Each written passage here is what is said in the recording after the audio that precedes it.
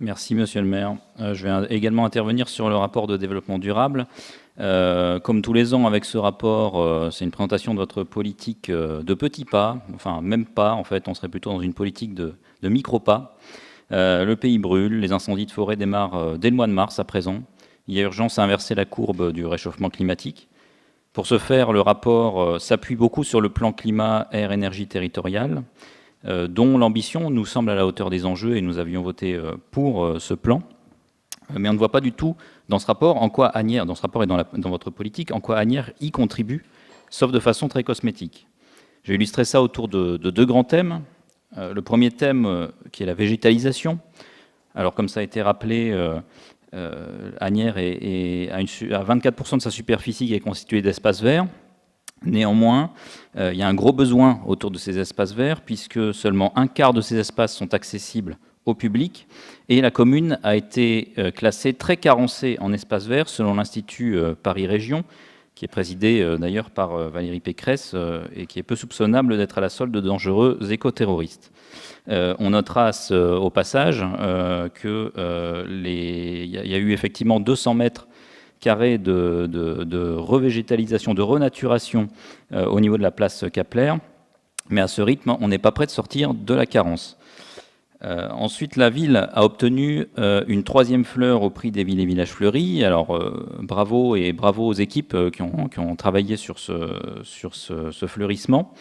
Néanmoins, je m'interroge sur deux choses que j'ai vues dans le rapport. Enfin, plutôt une chose que j'ai vue dans le rapport, qui est que la visite de notation a eu lieu en été. Et étonnamment, c'est en été qu'il y a eu l'installation massive de colonnes fleuries éphémères. Donc je m'interroge sur cette synchronisation et sur la réflexion de fond qu'il peut y avoir pour plus de places végétales dans la ville, au-delà de l'été et de ces colonnes fleuries. Vous aimez ensuite régulièrement rappeler ce que vous présentez comme des méfaits de l'ancienne municipalité socialiste écologiste, je vous cite. Je rappellerai quand même que la démarche zéro phyto dont vous vous enorgueillissez aujourd'hui a été mise en place par mon collègue Laurent Guillard dès son arrivée en 2008. Enfin, sur ce sujet de la végétalisation, la végétalisation seule ne suffit pas, il faut massivement renaturer. À ce titre, vous citez notamment le projet de renaturation de l'avenue Flachat, et je découvre avec surprise dans le rapport de développement durable que le conseil consultatif de quartier Bacbécon-Flachat aurait travaillé sur le réaménagement de l'avenue en tant que membre de ce conseil consultatif de quartier et ayant assisté à la quasi-totalité des séances, je n'ai pas entendu parler de ce sujet et encore moins j'ai constaté de travail sur ce projet de l'avenue Flachat. Et toujours sur ce sujet de renaturer les rues, je m'interroge sur le projet de la rue Renan, dans lequel un collectif d'habitants avait proposé un projet quasiment clé en main, en tout cas très abouti.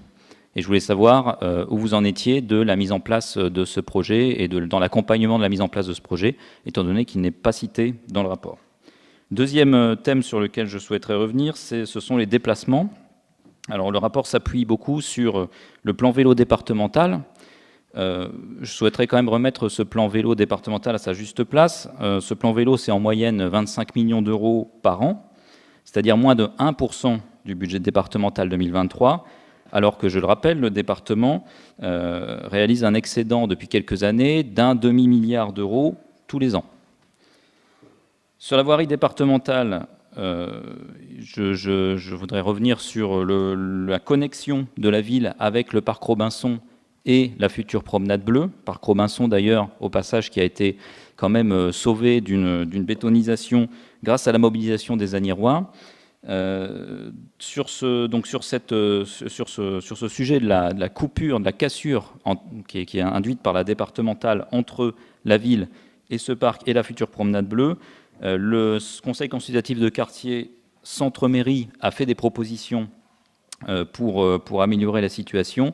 Et nous espérons donc qu'elles seront étudiées sérieusement et que des solutions seront mises en place au plus vite et dans les meilleures conditions. Enfin, toujours sur la voirie départementale, je vais revenir sur le pont d'Asnières pour constater qu'il va falloir attendre 2026 ou 2025, on ne sait pas très bien parce que dans le rapport, les deux dates apparaissent.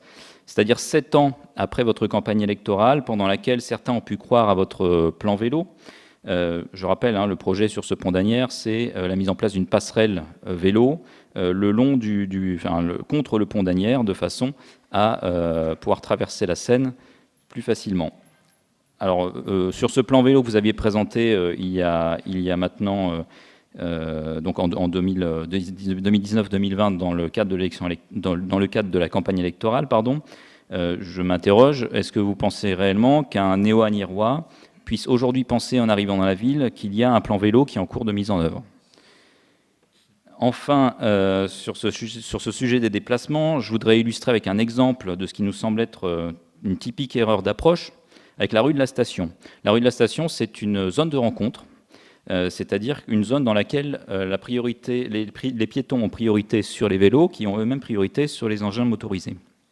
Et pourtant, récemment, des passages piétons ont été dessinés dans cette rue, ce qui nous semble complètement contre-intuitif, puisqu'il aurait mieux valu réfléchir au statut de cette rue et à la façon de faire respecter la zone de rencontre, plutôt que de la dénaturer par ces passages piétons, si tant est que le mot nature ait un sens dans cette zone de la ville. De toute façon, nous sommes en désaccord net sur ce que doit être une politique de développement durable. Je reviendrai notamment sur l'exemple de la collecte des déchets, qui a été épinglé il y a quelques semaines maintenant par le reportage du magazine Capital. Pour ceux qui ne l'auraient pas vu ou qui n'en auraient pas entendu parler, ce magazine, ce reportage contient des scènes qui peuvent donner des hauts le cœur, mais surtout contient une séquence dans laquelle la ville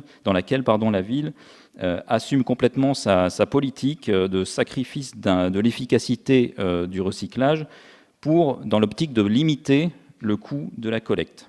Donc l'écologie, on en veut bien un petit peu, mais tant que ça ne coûte pas cher. Donc pour nous, c'est une vraie vision court-termiste, complètement à rebours de la situation qui est assez dramatique. Nous notons au passage qu'à l'Assemblée nationale, il y a eu un vote unanime du groupe Les Républicains, c'est-à-dire votre famille politique, du groupe Renaissance et du Rassemblement national, contre toutes les mesures à portée environnementale et sanitaire de la loi Mieux manger, portée par Francesca Pasquini.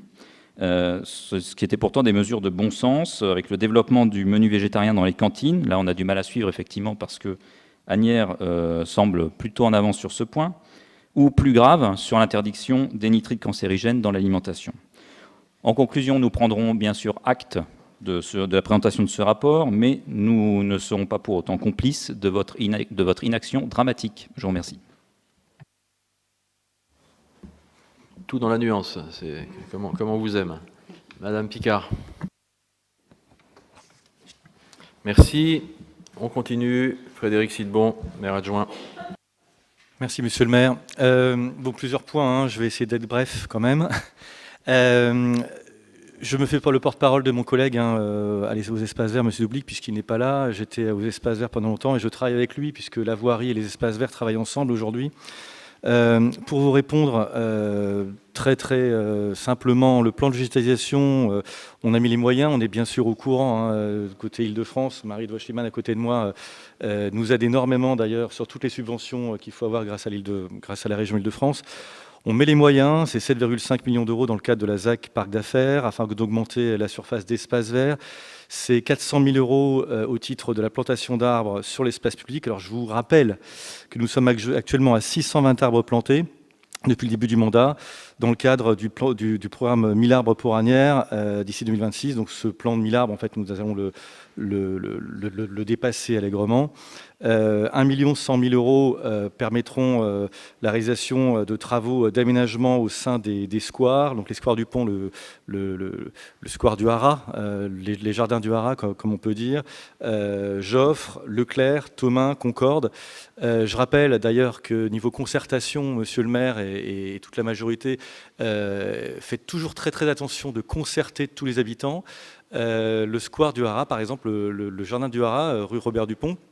J'étais aux espaces verts quand ça s'est passé, quand ça a commencé, et nous avons reçu avec monsieur le maire, avec monsieur le directeur de cabinet, monsieur Franck Lelièvre, tous les habitants en fait qui nous ont demandé justement d'avoir un parc, puisqu'à la base ça devait être un terrain de basket. Donc le terrain de basket on l'a mis de l'autre côté, il a été rénové, enfin il a été construit d'ailleurs.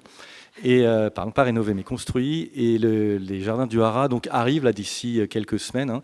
Il est pratiquement terminé, et ça on l'a vu avec les Agnérois, les habitants du quartier.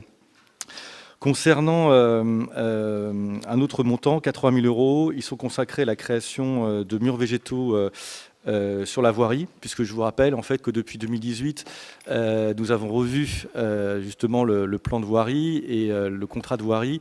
Et dans ce contrat de voirie, il est stipulé que lors de travaux de voirie, il est obligé de voir si on peut ou pas planter un arbre. Donc si on peut planter un arbre, on le plante tout de suite. Donc un exemple, c'est la rue Victor Hugo, par exemple, qui a été faite cette année, enfin l'année dernière, en 2022.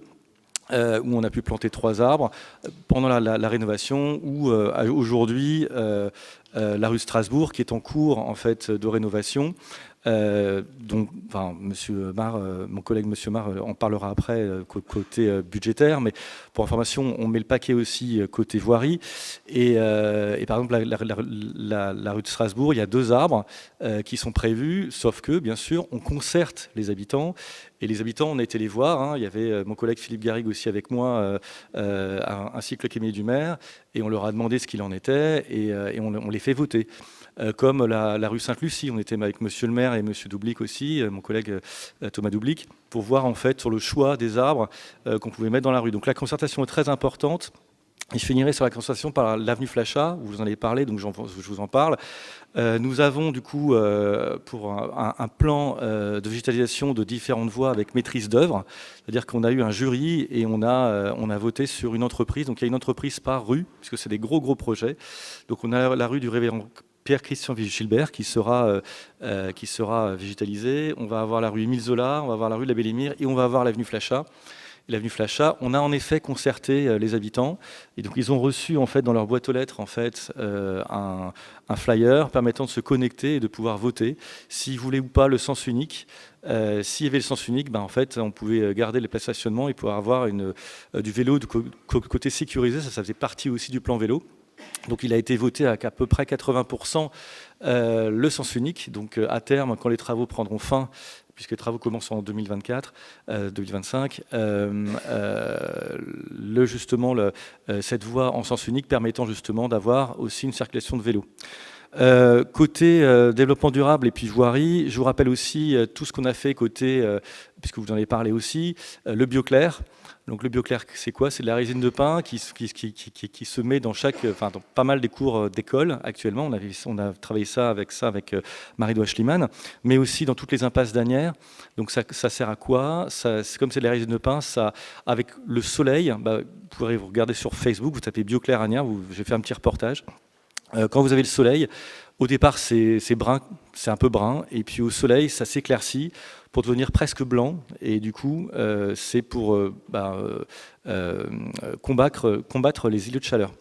Donc ça c'est une chose vraiment très importante, qui est avec ce qu'on a fait avec l'éclairage public, puisqu'on est passé en LED. On est aujourd'hui à peu près à 80% de déploiement de l'éclairage LED. Alors je rappelle, l'éclairage LED, c'est exactement en fait 40% d'économie d'énergie, mais on les a rendus intelligents en Smart City, en ville intelligente. Et du coup, si vous passez à la fin de ce conseil, il fera nuit, je pense, par la rue Sadi-Carnot, par exemple, et vous verrez que s'il n'y a personne dans la rue, l'éclairage est à moins 80%. Donc l'économie d'énergie est là. Et si vous passez, elle va s'éclairer un peu plus parce qu'elle va reconnaître qu'il y a quelqu'un. Donc c'est ce qu'on appelle, voilà, c'est l'intelligence, et ça optimise l'énergie. Et en plus, comme c'est de la LED, en fait, c'est une lumière directionnelle vers le trottoir et plus vers le ciel. Et donc, qui dit plus d'éclairage vers le ciel, dit retour de la biodiversité. Et d'ailleurs, on le constate aujourd'hui, depuis le départ de notre déploiement en LED, depuis 2018 jusqu'à aujourd'hui, 2023. On a un retour énorme de la biodiversité. Les insectes, les chauves-souris, etc. sont de retour sur Asnières. Donc ça, c'est quelque chose de très important aussi. Et puis, j'en terminerai par, bien sûr, les voitures électriques, avec l'autopartage. On est une des premières villes, la première ville d'ailleurs d'Île-de-France, après Autolib, qui a été supprimé, à mettre en place cet autopartage. Ce sont des voitures électriques sur les stations de bornes électriques, la Borne Bleue avec le Ciperec et la région Île-de-France. Je rappelle, c'est 70 places aujourd'hui de voitures électriques. Pour les voitures électriques, pour recharge, et on a 6 véhicules, 6 Dacia Spring, qui permet justement d'avoir moins de voitures sur la route et de pouvoir prendre pour 8 € de l'heure, ou 24 € la demi-journée, ou 42 € la journée, ou 84 € le week-end, une voiture. On ne paye pas l'essence, on ne paye pas l'électricité, on loue juste ça, et ça permet justement d'avoir un beau plan de mobilité qui est le cas. Et j'en terminerai par le plan vélo, puisque j'en ai parlé aussi. Donc sur le plan vélo, bien sûr, il y a un nombre incalculable de parkings qui ont été faits.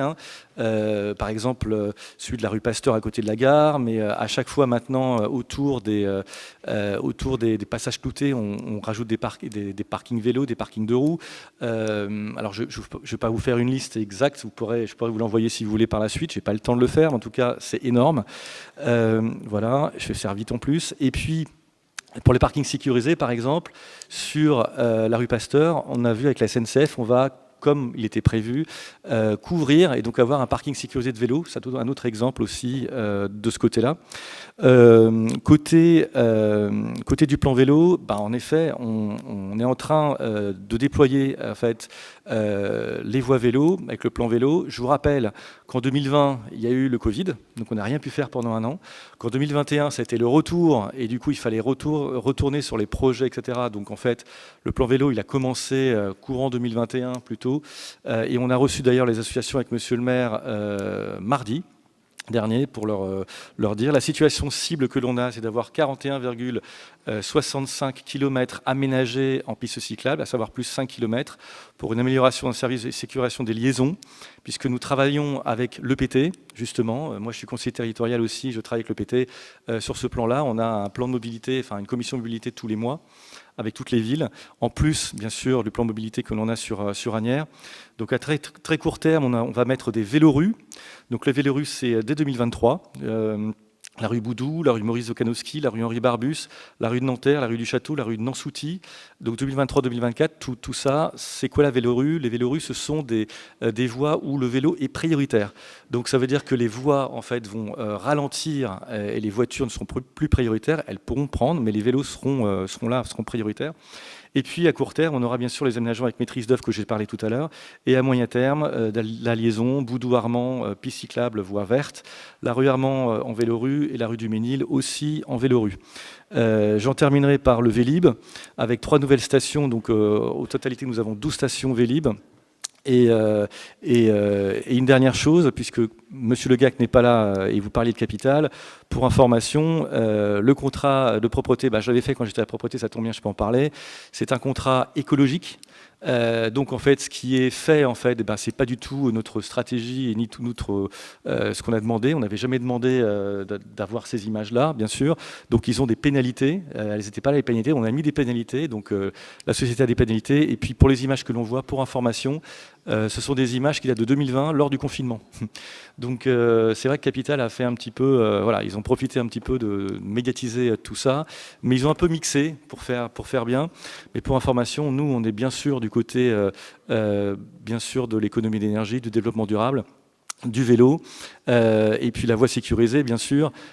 À côté du pont d'Asnières, il va y avoir la passerelle, puis la passerelle, une voie sécurisée. Mes collègues André Mancipose et Thomas Lame étaient au département il y a quelques semaines pour valider justement ce projet-là, un projet où les travaux commenceront en 2026. Pourquoi? Puisqu'en fait, il y a les Jeux Olympiques en 2024, il y a la loi sur l'eau, ça dure 1 an. Donc 1 an pour se faire, et ensuite les travaux auront lieu. Mais en tout cas, en 2026, on pourrait dire que la passerelle est là. De toute façon, elle a été validée.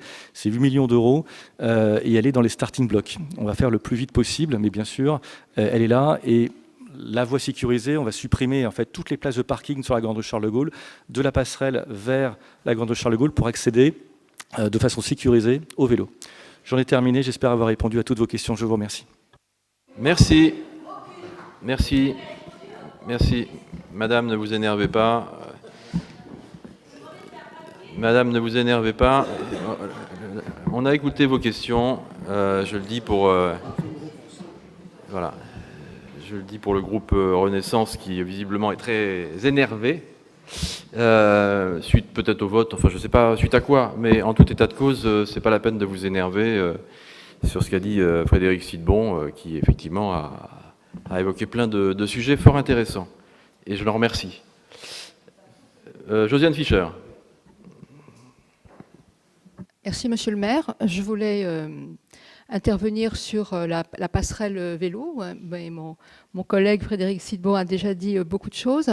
Donc, effectivement, le jury s'est réuni pour la première fois il y a quelques semaines. C'est Thomas et André, le 17 mars, voilà, qui étaient présents. Cette première réunion avait pour objet de choisir les cabinets d'architectes qui vont travailler et qui vont donc proposer des projets. Donc il y aura 4 projets qui seront proposés. Le jury de concours se réunira en septembre pour choisir la passerelle, pour choisir quel sera le projet retenu. À partir de là, effectivement, très probablement, il sera nécessaire de monter un dossier de loi sur l'eau, et c'est principalement la raison de l'allongement du délai par rapport au début des travaux de la passerelle. Donc, cette passerelle est, je le rappelle, entièrement financée par le conseil départemental. Nous avions obtenu son principe lors du précédent mandat à la demande de l'ensemble de notre conseil municipal, enfin de notre municipalité, à la demande de Monsieur le maire. Et nous sommes extrêmement vigilants avec Thomas à faire en sorte que les choix qui sont faits n'allongent pas encore ces délais administratifs, ces délais qui sont incompressibles pour des raisons de règlement, malheureusement. Donc cette passerelle, elle est bien... elle est budgétée, elle sera construite, donc elle ne sera pas effectivement, elle ne peut pas apparaître demain matin comme ça, mais elle sera réalisée, et donc en 2020, on espère, enfin normalement, travaux en 2025-26. Soit dit en passant, avant de laisser la parole à Thomas Lam, enfin bon, les élus de la majorité le savent. J'espère que les élus de la majorité et de l'opposition aussi, du moins ceux qui ont été en responsabilité il y a quelques années sans doute, des projets, ça ne se fait pas comme ça en claquant des doigts. Hein. On est en France, et il y a des procédures, et il y a des concours d'architectes, et il y a la loi sur l'eau, il y a tout ça. Vouloir faire croire le contraire, c'est potentiellement malhonnête.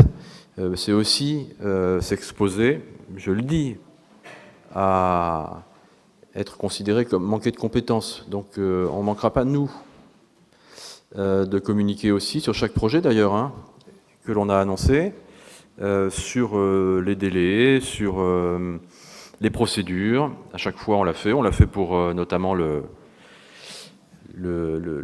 marché qu'on a inauguré il y a quelques temps, où on avait communiqué effectivement sur les concours, sur l'appel d'offres, et puis il y avait eu un appel d'offres infructueux pour la construction, donc on en avait refait un, et puis enfin voilà, c'est comme ça. Donc ça, on ne manquera pas. Nous, si à un moment on a quelques remarques qui soient de quelques personnes que ce soit dans Asnières, et notamment de l'opposition, de mettre les points sur les i sur un problème de compétence, parce que quand on est de la majorité ou de l'opposition, on doit savoir effectivement qu'un projet, ça prend du temps, qu'il y a des règles à respecter, qu'on ne peut pas enjamber ces règles-là, qu'on est en France et qu'on respecte les règles en France, quoi. C'est comme ça. Donc voilà, je le dis parce que évidemment, on annonce un certain nombre de projets lors d'une élection municipale et l'important c'est de les réaliser. C'est ce qui sera fait effectivement pour tous les projets. Après, effectivement, ce n'est pas réalisé au lendemain de l'élection municipale, ça c'est sûr. Mais les projets s'enclenchent, ils avancent. L'importance, au-delà même d'une approche de l'opposition par rapport à ces sujets-là, c'est de toute façon, objectivement, vis-à-vis des citoyens, la pédagogie aussi à faire pour expliquer le cheminement.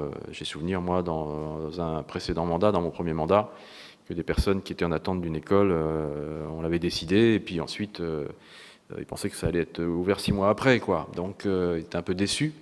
Donc on avait communiqué et les choses étaient ensuite beaucoup plus claires. Donc je pense qu'il ne faut pas manquer, effectivement, il ne faut pas hésiter à communiquer là-dessus, parce que non seulement il y a une méconnaissance dont il ne faut pas jouer, et ensuite, voilà, il y a aussi, toutes ces règles-là sont aussi gages de procédures réussies, d'une vraie mise en concurrence, que sais-je encore. Donc elles ne sont pas achetées aux orties, mais il faut aussi que les gens le sachent, que ce n'est pas un manque de diligence, en tout cas, des élus, quels qu'ils soient, dans toutes les villes de France, de droite, de gauche, du centre ou autre. Ce n'est pas un manque de diligence, ni un manque de volonté. C'est simplement être respectueux des procédures légales qui existent. Thomas.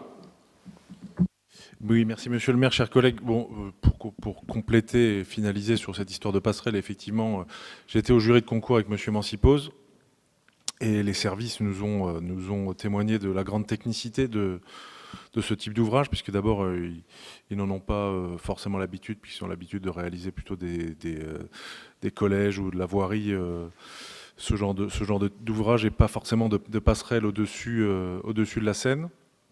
Donc il y a une technicité qui a nécessité effectivement du temps de travail plus long qu'à l'accoutumée, et effectivement ensuite, en fonction de l'ouvrage choisi, il y aura potentiellement des emprises sur la Seine, donc il faudra en mesurer l'impact sur le trafic fluvial, et puis par rapport à l'implantation de l'ouvrage sur les berges, et faire l'étude aussi de l'impact de cet ouvrage sur la biodiversité. Donc tout ça, ça prend énormément de temps. C'est pas quelque chose de simple. Et puis il y a d'autres acteurs.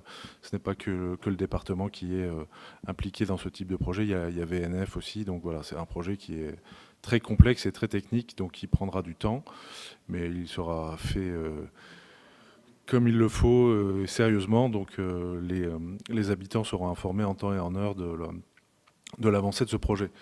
Sur un second point, je voulais revenir sur le plan vélo départemental, puisqu'il avait été évoqué par Monsieur Bury. Donc, bon, je voulais rappeler que ce plan avait été élaboré avec le collectif Vélo Île-de-France, qui est un collectif qui recense qui travaille avec toutes les associations liées au développement de la pratique cyclable d'Île-de-France. Donc, bien entendu, avec celle d'Asnières que nous connaissons. C'est un collectif qui fait l'unanimité dans sa neutralité sur le plan politique, et qui est extrêmement sérieux sur la technicité par rapport au développement des voies cyclables. Donc il n'y a pas de...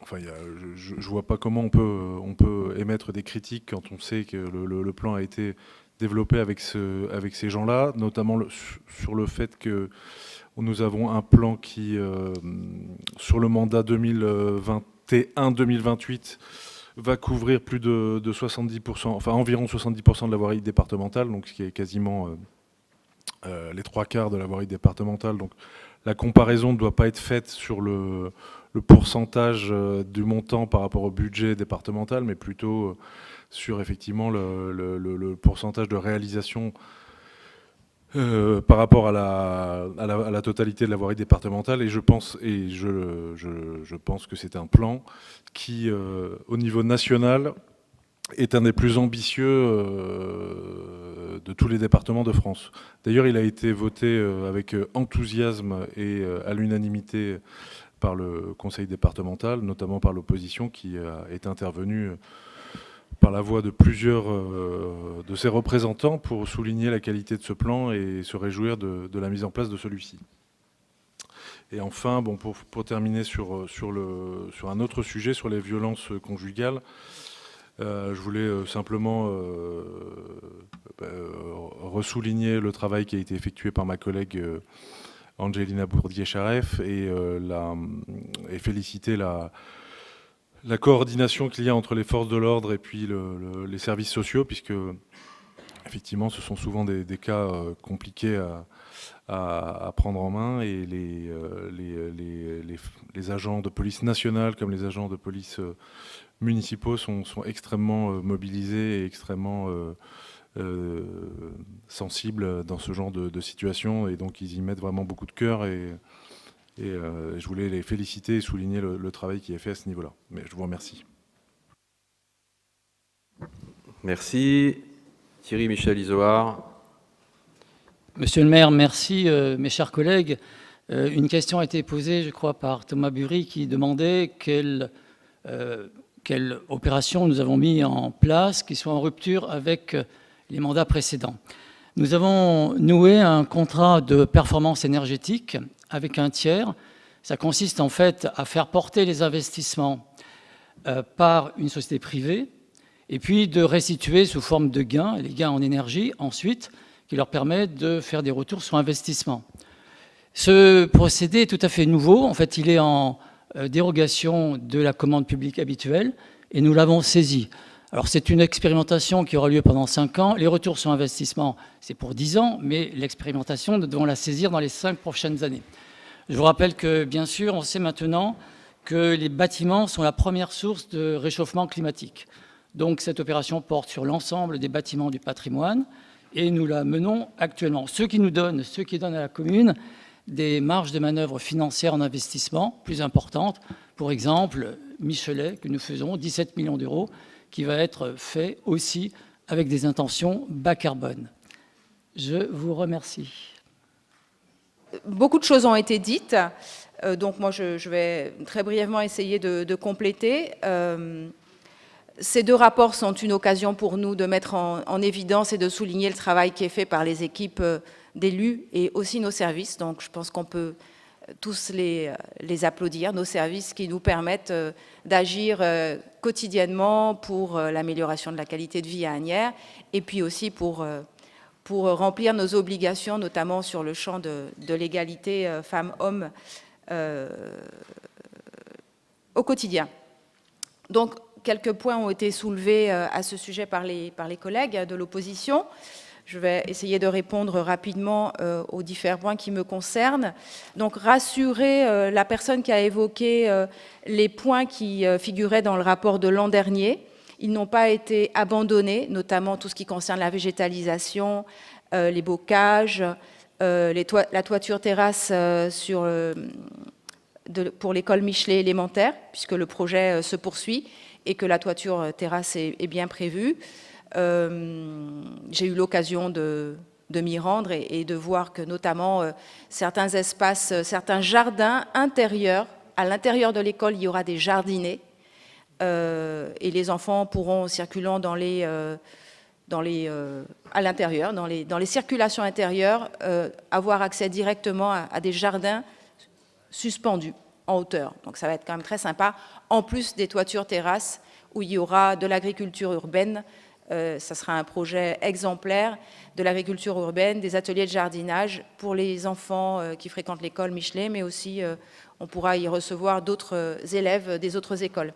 Donc tout ça, c'est pas abandonné, mais on n'aurait pas assez d'un fascicule comme celui-ci s'il fallait parler de tout. Donc la volonté a été aussi de mettre l'accent sur les nouveautés, sur ce qui caractérise l'année 2022. Mais merci de nous avoir donné l'occasion de préciser que ces projets étaient toujours en cours. Nous avons en plus développé les carrés potagers dans les écoles. Nous avons livré toutes les écoles en carrés potagers.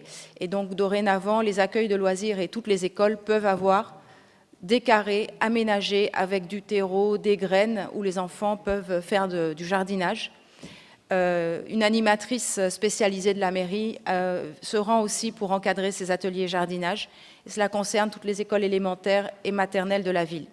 Comme vous le savez, certaines écoles ont des espaces, des jardins même, et certaines écoles n'étaient pas pourvues. Donc la livraison de ces bacs carrés potagers nous permet de mettre sur un pied d'égalité, si je peux m'exprimer ainsi, toutes les écoles.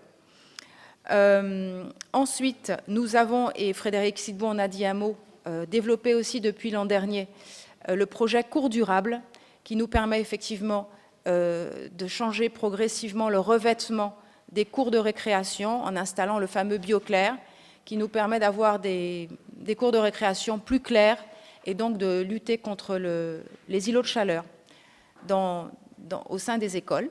Donc ça, c'est aussi un plus et ça va se poursuivre. Chaque année, nous avons un certain nombre d'écoles qui sont inscrites dans le cadre de notre de travaux qui se déroulent pendant l'été.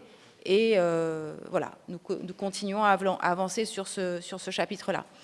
Nous continuons aussi à entretenir, rénover, moderniser le patrimoine, notamment les écoles, mais pas que. Par exemple, je prends un exemple, puisqu'on a parlé du rapport 2022. En 2022, nous avons totalement rénové la toiture de l'école Anne-Franck, l'école maternelle Anne-Franck, dont la toiture devait être refaite totalement. Donc elle est maintenant isolée, de bonne qualité.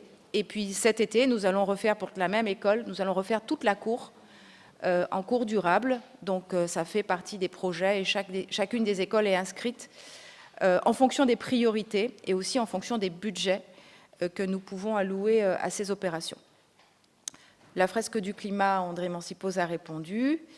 Par ailleurs, nous avons parmi nos élus des animateurs de la fresque du climat, notamment Thomas Doublic, qui est aussi volontaire et qui nous permet de proposer ces ateliers à qui veut bien en profiter.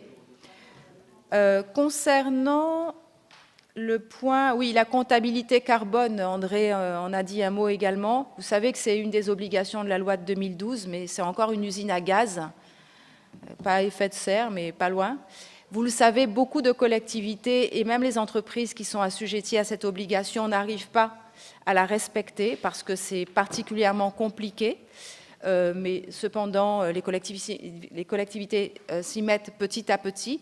Et donc, comme André l'a expliqué, c'est une obligation que nous n'avons pas perdue de vue. Mais je crois savoir que près de 80% des communes qui sont soumises à cette obligation ne l'ont pas encore remplie.